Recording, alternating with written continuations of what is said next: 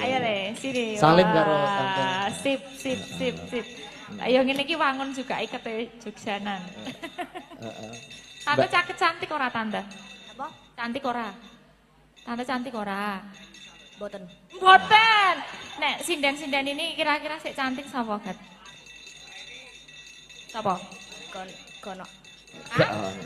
Gak ono. Ora ono. Iki karo wedok ora selera padha karo aku. Allah. Ah. Apa nganggo mik arep ngomong apa kowe? Arep bantah bapak apa? Nek gak selera kok duwe bojo piye? Apa iki? You Pinter. can speak English with Miss Elisa. Ah, iso piye? Loh, iki pinter bahasa Inggris kok iso. Yeah, can you speak English with me? Yes. Yeah, so do you like puppet? Do you like puppet show?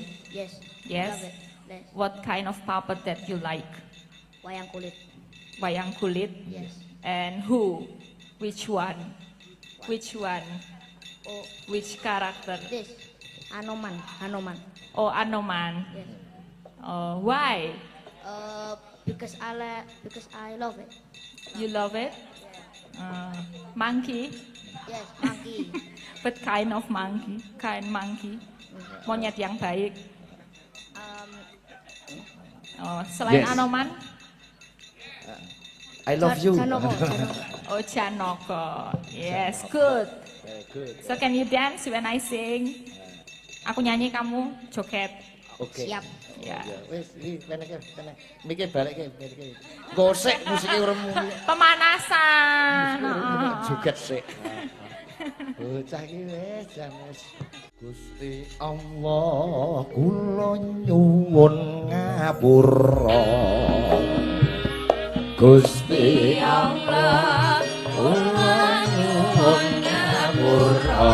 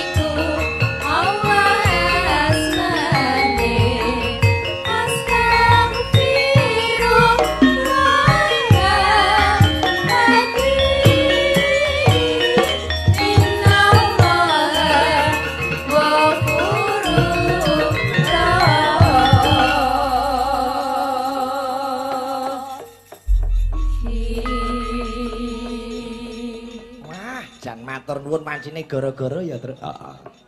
Gara-gara rogoh-rogoh rasa suasanane wis beda karo limbukan sore mau Mas Gareng. Melu seneng melu bungah. Suwan ana ngendi iki, Tru? Mapan ana Desa Tranjang, Kecamatan Siman, Kabupaten Ponorogo, Jawa Timur. Ponorogo. Anggone keluarga ageng warga Tranjang kene ngadani halal bihalal. Ngunjukke rasa syukur ana ngarsane Gusti ingkang murbeng jagat. Melu seneng melu mongkok isih guyub rukun para kadang-kadang para warga ageng ing Tranjang nadyan to saperangan ana mapan ing Pulo Gadung Jakarta kono ning nyatane isih kompak. Buktine keluarga PPAB paguyuban pedagang ayam potong. Oh yo nyengkuyung bot repote para panitia kabeh. Matur nuwun dhateng Pak Kades, Mbah Lurah, Mbah Suyatno. Dalah sedaya para panitia ingkang dipun pandhegani Mas Saiful Mustaqim. Matur nuwun, wah panitiane cukat ceket terginas trampil. Makasih matur nuwun request lakon Wisanggeni Lair. Wisanggeni Lair. Mongko engko bengi ning Rembang request Wisanggeni Lair neh. Masa Tru? Oh iya. Ning yo tetep digawe beda. Beda. Iki mau jujur siji kan kayangan. Ning engko bengi ngaleng kok diraja. Apa nyambung? Lho nyambung. Cilikane Wisanggeni nyetel TV lakon Ramayana. Makasih, Pak. Presiden-presiden sih jangkep. Wah, ngerti utari iki ayemku ranjama. Iya. Sembah nuwun Mbak Elisa isih lenggah. Iya dalang, terus dalang putri. Lagi sekolah yo ning pedalangan. Mau para kadang-kadang panitia yo nyuwun mungkin Mbak Elisa kersane dalang mboten kitang sedelok nggih. Wis ngono wae.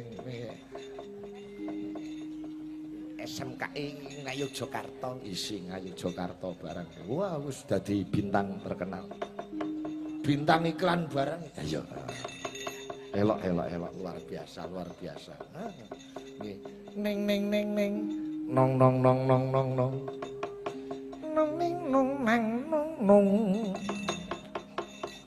nembang sing kur sing penak dirungokke.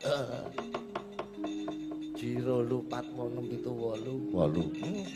Sadurunge Mbak Elisa. Iya. Nembang apa Mas Gareng? Ya lagu lawas sing ngarang-ngarang metu. Lagu lawas sih pirang-pirang. Nek sinem aku ora lho. Sinem wis pirang-pirang bengi metu terus. Ya liyane. Sineman ya kena, sing sigrak ya kena. Wis tak antasani aku sineman. Lesung jumenglung sru ing bali balan. Lesung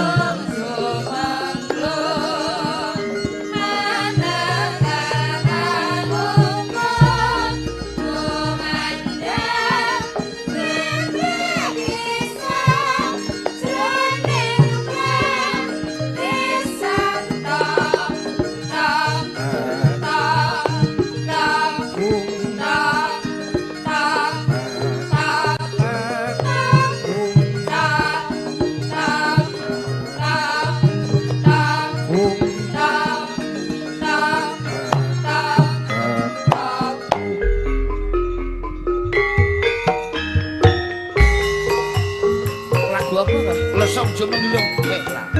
Kok ya penak dijogeti. Kalah penak.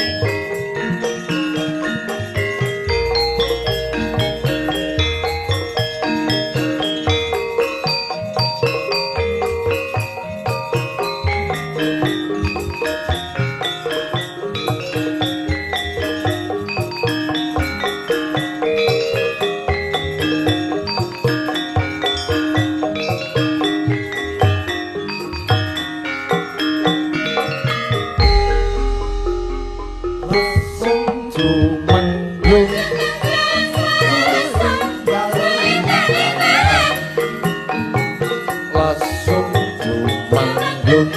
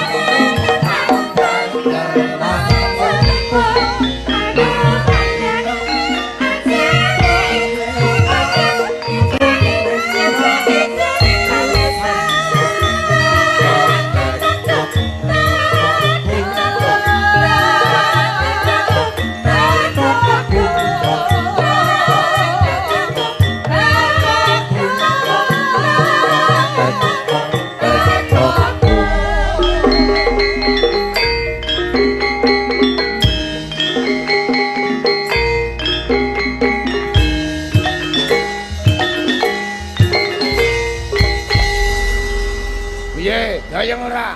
Gayeng. Sine 8 ngeroyok embeng siji. Dasare penggironge suarane ya ora pati cetha. Nek akhirane R ya R ngono diketokke. Mau pepeling mau ya. Subuh luhur lan asat. Asar krungu asat e. R katute asar ngono. Asar.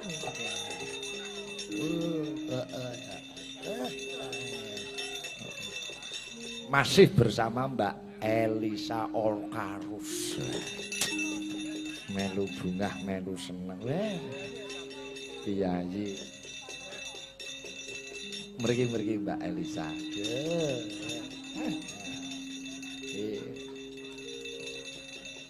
Wah, dan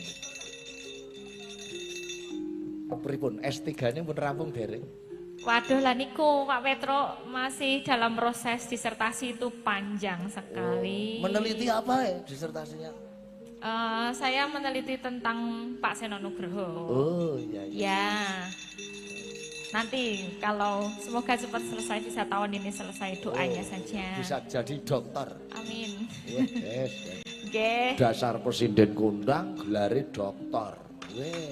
Elok. Terima kasih Mbak Elisa kemarin jauh-jauh dari Jogja sudah datang ke Rembang sunatan Wah, Jaga. nggih. Dengan senang hati. Dilalah bisa sama Mbak Tatin juga kan rame-rame. Besok kalau kamu nikah saya pun akan datang ya. Sudah ada rencana nggih? Belum. Oh, belum. Lah kok wis kukulen. Hubungane kukul karo nikah ya. Belum Pak, belum. Oh ya Masih segera panjang. direncanakan. Nggih, Harus semoga segera. didekatkan jodohnya ya Pak doanya. Oh iya. Lah, yang dulu itu enggak jodohnya apa dulu? Enggak ya? Oh enggak, oh ya. Oh enggak. Ya enggak apa-apa. Wah, malah curhat toh. Enggak apa-apa. Nggih, Mas Bagong. Bocah lanang niku sing meh nyedaki sampean iki ya wedi kok ya. Lah kok wedi toh? Weh, dasare piyayine ayu, pinter, terkenal, sugih sisan. Wah. Lah niku lah pripun nggih? Kalau cewek menurunkan standar ya gimana ya? Ya jangan menurunkan standar. Jangan kan, tetap harus terus maju aja kan. Saentuk-entuke jodoh ya sesuk ora apa-apa. Enggak sekarang tuh zamannya udah beda Mas Petro. Enggak nunggu, enggak cepet-cepet buru-buru nikah umur piro gitu kan enggak. Jadi yang utama kalau cewek itu ya karir dulu. Oh. Gitu mapan dulu gitu. Iya, itu penting. Cah wedok kuwi kudu mapan sih. Ngono Lah, nek iya, bojoku ora nek mapan apa-apa. aku bingung ra jamak ya. Makane. Kudu mapan dulu kan, baru bisa melanjutkan Oke. tindakan. Mbak Elisa itu kalau enggak nembang podang kuning ramarme Loh, Ponorogo itu kalau enggak podang kuning gubuk asmara itu belum wayangan, Pak. Oh iya. Podang kuning gubuk asmara. Luar biasa. Nong. Nggih. Bawane Asmara Dono. Sini ini grup kerawitan banyak, Pak. Iya, ternyata Karena lah Kabupaten niki Ponorogo Taruna itu Mudi Laras. tiap tahun tuh ada lomba kerawitan SD, Ya, SMP, ya. SMA. Lah itu, hebatnya itu. Dan semua yang ngudi tenan ya Pak. Maksudnya nggak cuma karawitan tapi juga seni-seni rakyat juga dijalankan. Itu saya Reok hebat sih. jelas. Sedangkan kalau di Jogja sendiri yang notabene kota budaya udah mulai ditinggalkan gitu. Masih istimewa ya Jogja? Ya istimewa, tapi maksudnya untuk kayak apa lomba-lomba karawitan kan jarang. Nah kalau Ponorogo masih jalan terus keren. Keren. Nggih, semoga Dana bisa istimewa diteruskan. masih dana istimewa. Efisiensi. Iya. Oke. Iya. Nggih niki podang kuning nggih Mas Bagong. Nadyan Nadyan wujud temong peksi untuk menjaga stamina suara dan fisik itu obatnya apa, Mbak? sebenarnya tuh Saya tuh nggak pernah dengar ya suaramu serak, nggak pernah ya. ya pernah no Mas Bagong. Cuman emang yang utama tuh tidur toh. Susahnya itu kalau terutama jadi dalang apa jadi apa seorang sinden zaman sekarang yang harus entertaining kuwi nek kakean mikir ra iso turu kuwi paling angel. Jadi kalau Pak Sigit juga diusahakan kalau pas bisa tidur yang lama. Oh iya. Iya, itu penting. Aku itu turu mulai jam piro mesti angger jam 11:30 wis tangi, mergo pakulinan. Oh, udah biasa gitu Ya ya. nanti jam 1 tidur lagi. Enggak apa-apa. Mau madang tok. Terus bubuk lagi.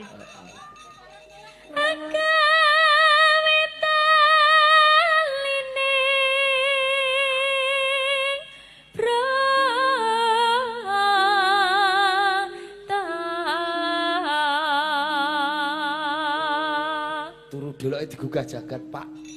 Ana tamu.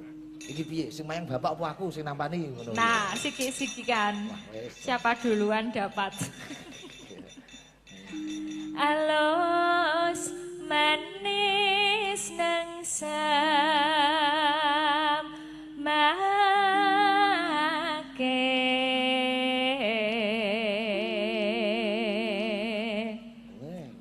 Berarti besok toh Pak, jenengan kalau di depan rumah itu bikin 2 bel. Pamane sing sijine klontong, sing sijine telolet-telolet. Nek klontong berarti Pak Sigit, nek telolet-telolet jagat gitu. Oh.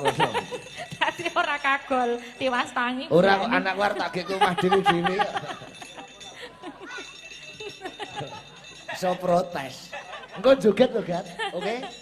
Oh iya. Joget karo Tante Elisa. Masa wingkon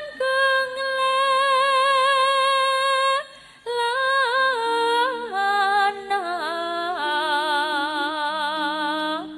golek isi podang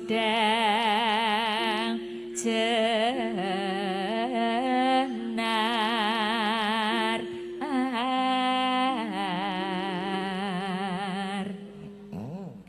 iba bunga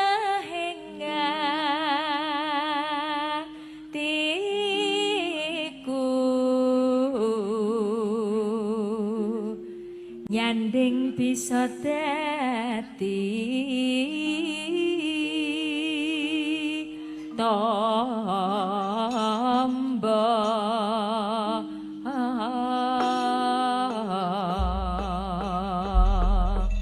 Podang Kuning karya Pak Darno Ngawi. Gubuk Asmara Mas Jidul Sumarji. Elisa iki klebu anu sregep golek iki pengarange sapa? Oke, kalau nggak tahu langsung WA Pak Sigit. Oh, zaman biyen iki sok WA aku. Niki Nggih. pengarange sinten? Nggih. Iki perlu dicontoh. Ben nembang kuwi ngerti pengarangnya, bentuk penghargaan terhadap pengarang lagu. Iya, nek golek duit, tadinya minimal penghargaan kayak gitu. Wong kita juga nggak bisa nge-HI karena itu juga dipakai untuk semua orang ya Pak. Oh iya. Ora kaya lagu, maksudnya pencipta-pencipta zaman sekarang kan kontroversi. Wah, kuwi laguku kudune kowe ngenai aku gitu kan. Oh iya. Iya. Podang Kuning kok mlebune Gubuk Asmara apa Podang Kuning utuh? Derek mawon. Oh. Slow dangdut Podang Slow Kuning. dangdut. Engko seseke Gubuk asmara. Kene Gat, joget kene. Iki anakku sing nomor 3 iki jan. Wah. Bocah kok. Ki nakal apa pinter to jam jane. Hambuh. Wah, loro-lorone jan. Loro-lorone le. Ayo le, sini. Salim Wah, karo tante. Sip. Ayo ngene iki wangun juga ikete Jogjanan. Heeh. Tante cantik ora tante? Apa? Cantik ora? Tante cantik ora? Boten. Boten. Nek sinden-sinden ini kira-kira sik cantik sapa, Gat? Sapa? Kono. Gak ono. Gak ono. Ora ono. Iki karo wedok ora selera padha karo aku. Oh. Alah. Apa nganggo mik arep ngomong apa kowe? Arep bantah bapak apa? Nek gak selera kok duwe bojo piye? Apa iki? You Pinter. can speak English with Miss Elisa. Ah, iso piye? Loh, iki pinter bahasa Inggris kok iso. Yeah, can you speak English with me? Yes. Yeah, so do you like puppet? Do you like puppet show? Yes. Yes. Love it. Yes. What kind of puppet that you like? Wayang kulit. Wayang kulit? Yes. And who? Which one? Which one? Oh, Which character? this. Anoman. Oh, Anoman. Yes. Why? Because I love it. You love it? Monkey? Yes, monkey. What kind of monkey? Kind monkey? Monyet yang baik. Selain Yes. Anoman? I love you. Janoko. Oh, Janoko. Yes, good. Very good. So can you dance when I sing? Aku nyanyi, kamu joget. Oke. Siap. Ya. Ya, wis iki kene. Miki balik iki. Gosek musike urung muni. Pemanasan. Joget sik. Bocah iki wis jam wis. Anake sapa to? Sapa to lele? Iya, anake dhewe kok lali, Pak. Ayo, Jagat Jenar Ariyanto. Ayo. Podang kuning slondeng dut. Dados. Yo.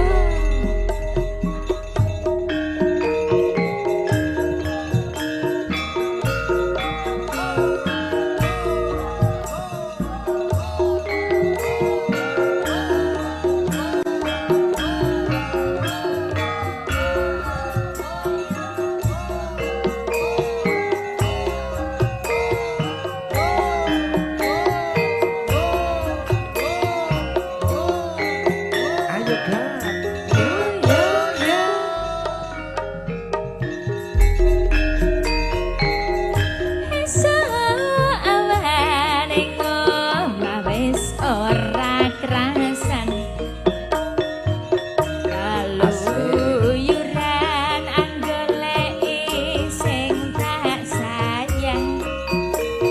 Cedak karo Mbak Elisa.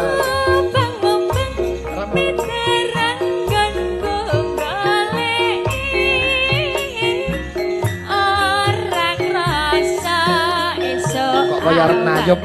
Nganti wengi mane yen liliya kang nyawa leyang tak sawang mencok ning ngapang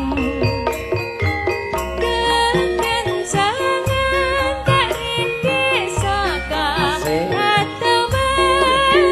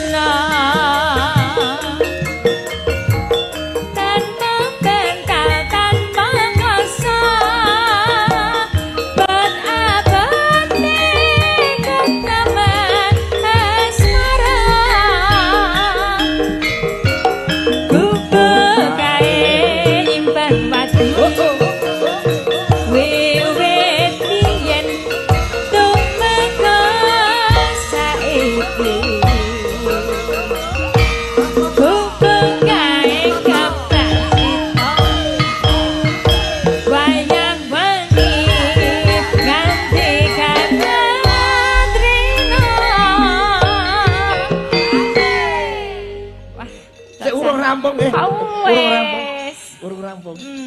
Urung isih joget sik. Oh, Mak, isih sak anu, satu bait dulu. Joget apik Ngiromo. Kalingan yuk kita sahur itu. Ya. Menone Catatan sajroning ati. Datan luntur saya merati. Aku kowe dadi garwa berkelere ning gubuk asmara.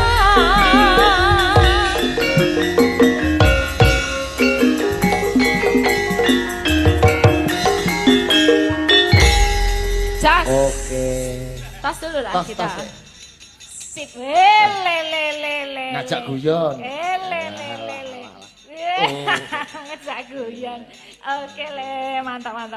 Makasih Jas, Mas oke. Jagat. Wah, iya, dong.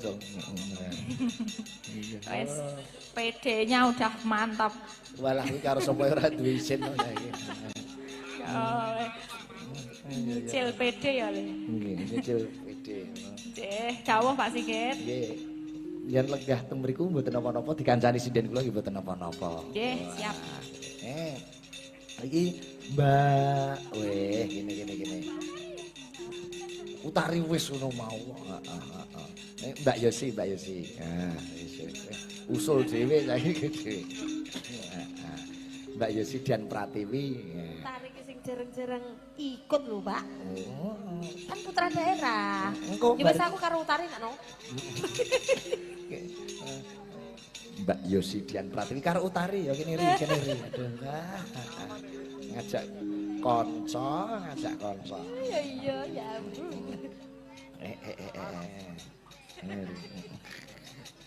Wah, Ada.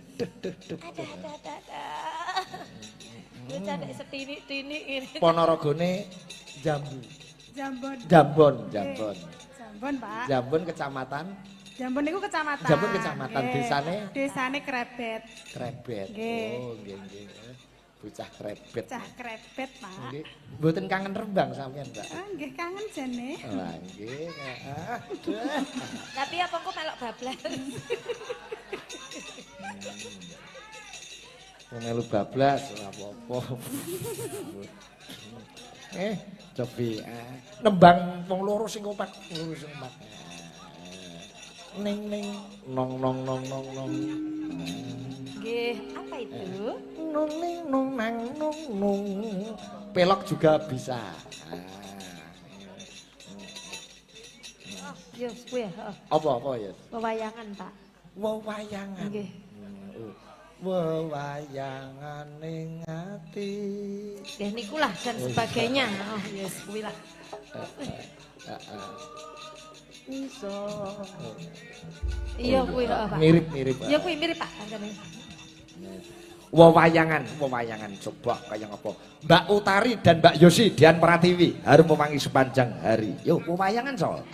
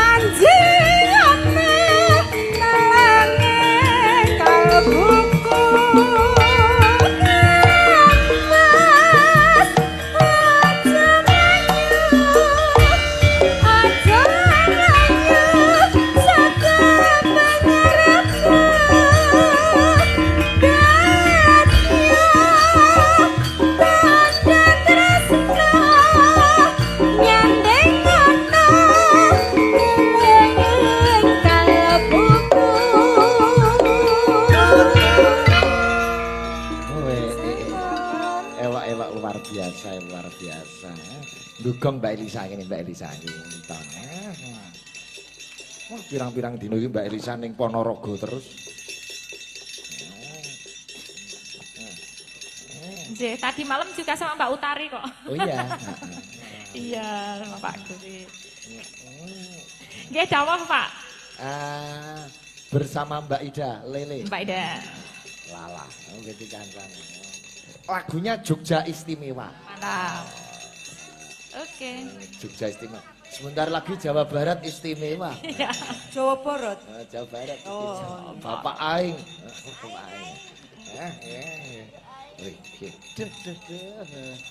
Menika cilikane Mbak Elisa niku wis nonton Mbak Ida biyen. Iya. Apa ya? Well, Sebagai itu kan yang di baliho itu kan.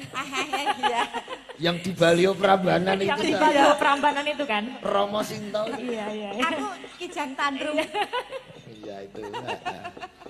Podo-podo kiai kok Yogya. Aku namanya sapa? PC berarti matane nek. Coba Jogja Istimewa Mbak Ida Lala dan Mbak Elisa. Dados.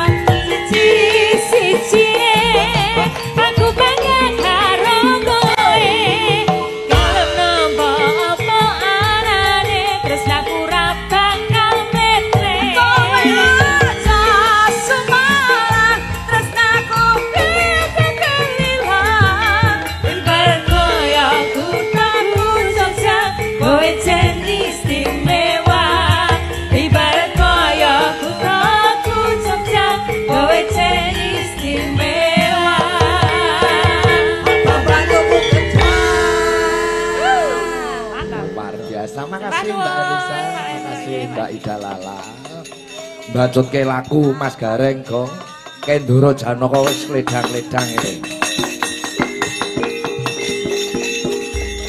Nyapang ning kalang yuan naga pandang muncar. Oh, oh, oh.